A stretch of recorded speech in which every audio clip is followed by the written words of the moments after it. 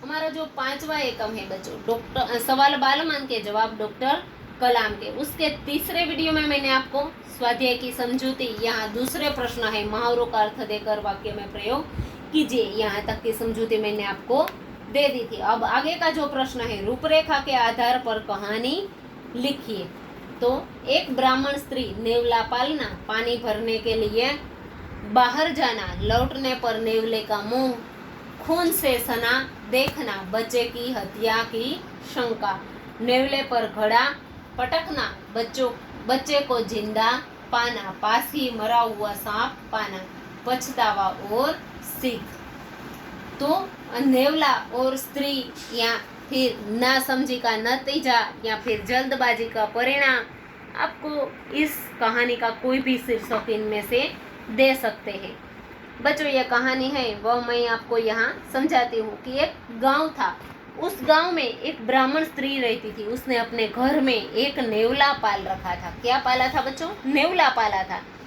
एक दिन उसका एक छोटा बच्चा भी था। नेवला बहुत ही तंदुरुस्त और स्वामी भक्त था। नेवला उसके बच्चे के साथ हर रोज बहुत खेलता था। स्त्री भी उसे बच्चे के साथ खेलने देती थी। एक दिन ब्राह्मण स्त्री कुछ कार्य के लिए कुएं से पानी भरने के लिए बाहर जाती है। तब घर में उसका छोटा बच्चा और नेवला दोनों थे।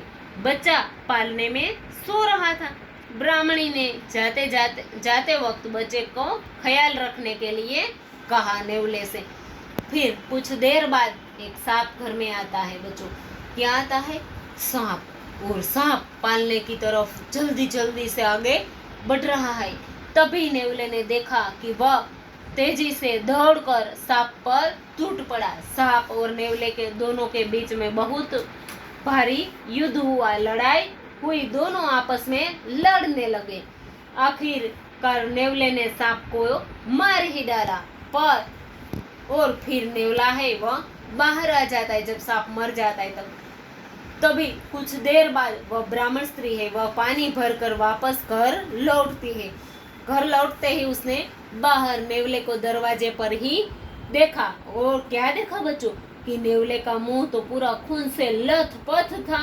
और यह दृश्य देखकर ब्राह्मणी ने मन ही मन तय कर लिया कि नेवले ने मेरे बच्चे को मार डाला, वह मेरे बच्चे को खा गया। और यह विचार मन में आते ही वह बहुत ही उतावली हो गई, आपे से बाहर हो गई और उसने पानी से भरा घड़ा गुस्से से दूर फेंक दिया, पटक दिया। और इसके कारण नेवले की मौत हो गई, क्योंकि उसने जो पानी का घड़ा था वह नेवले पर ही पटका। और इसी सिर पर भारी चोट की वजह से नेवला वहीं मर जाता है।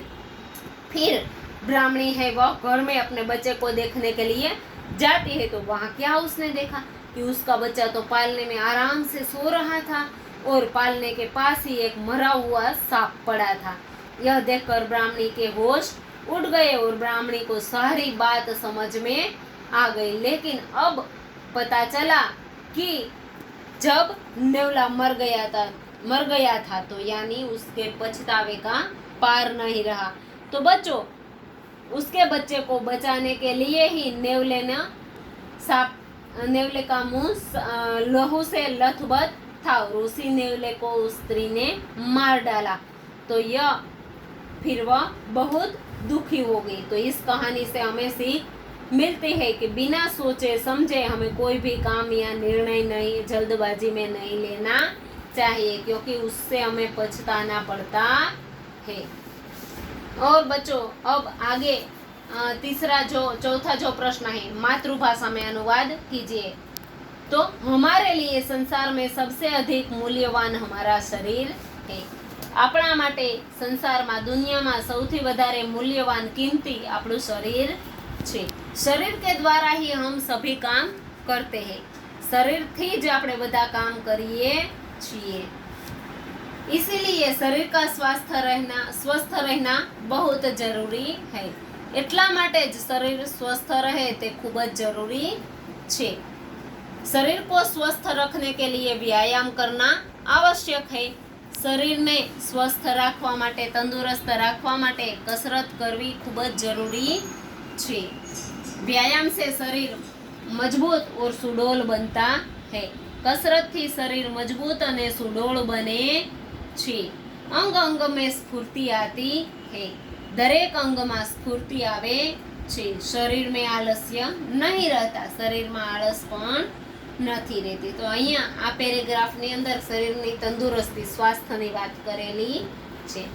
बच्चों अब यहाँ भाषा सज्जता है वह मैं आपको समझाने जा रही हूँ. सर्वनाम. तो सर्वनाम के कई प्रकार है जो आगे हम पढ़ चुके हैं.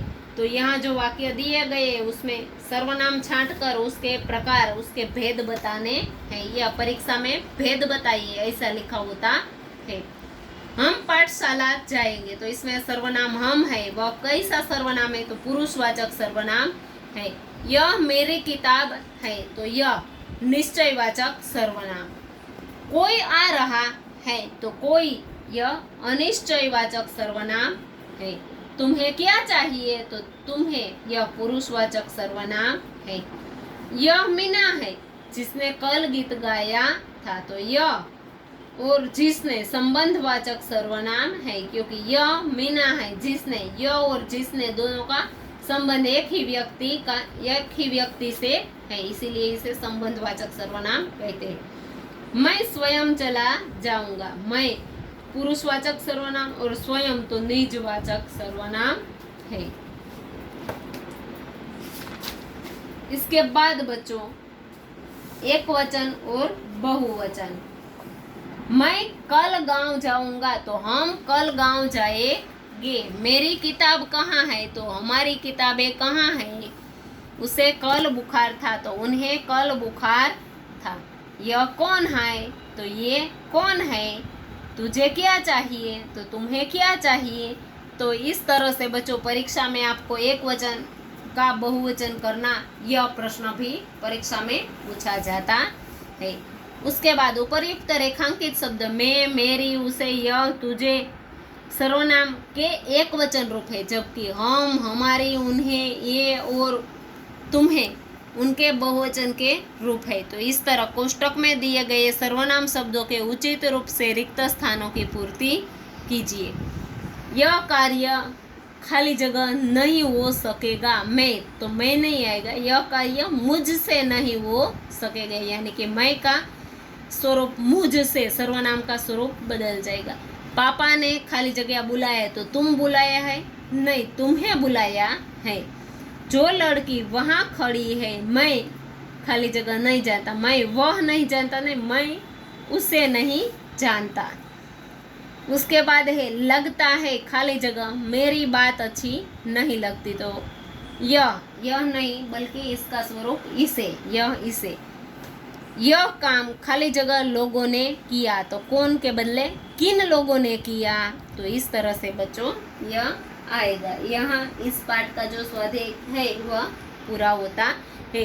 तो बच्चों पूरा दोनों वीडियो पूरे सुनकर और देखकर आपको यह प्रश्न के जवाब है वह अपनी बुक में लिखने हैं.